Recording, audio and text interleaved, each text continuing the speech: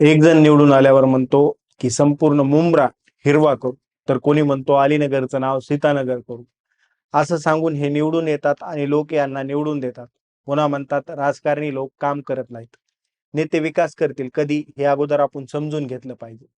लोकांनी विचार केला पाहिजे. लोक विचार करत नाहीत. भावनेच्या भरामध्ये जातीचा आहे, धर्माचा आहे, जवळचा आहे ही भावना त्यांच्या मनामध्ये राजकारणी चांगल्या प्रकारे पेरण्यामध्ये यशस्वी होतात.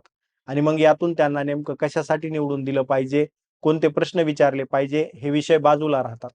जात धर्म जवळचा लांबचा असे विषय तयार होतात आणि यातून लोकांच्या भावनेशी खेळण्याचं काम सुरू होतं.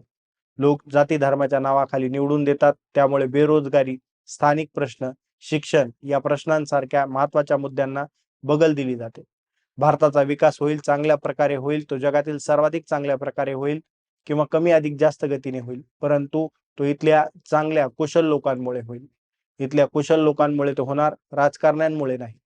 कारण विकासाच्या, रोजगाराच्या आणि तरुणांच्या मुद्द्यावर राजकारण होतच नाही. त्यापेक्षा जास्त ते जाती धर्माच्याच नावाने होत आहे आणि इथून पुढेही ते होत राहील. त्यामुळे सामान्य माणसाला दंगल, भ्रष्टाचार, महागाई यासारख्या मुद्द्यांना सामोरं जावं लागेल.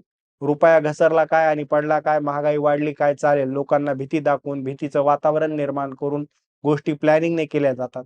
कधी काही स्टेटमेंट हे जाणीवपूर्वक केलेले असतात. त्यामागचा उद्देश सामान्य माणूस समजून घ्यायला तयार नाही. पॉलिटिकल व्ह्यूने बघण्याऐवजी धार्मिक व्ह्यूने बघितल्यामुळे हे प्रश्न अधिक महत्वाचे वाटतात. विचार करा, आत्ताच्या उमेदवारांमध्ये असे काही उमेदवार आहेत की ज्यांच्यामध्ये क्षमता नाही, किंवा या आधीच्या सरकारच्या काळामध्ये कोणत्या पक्षाची किती ताकद होती, किंवा कोणत्या पक्षाचे किती आमदार होते, किती नगरसेवक होते आणि आज त्यांचे किती आमदार आहेत, किती नगरसेवक आहेत.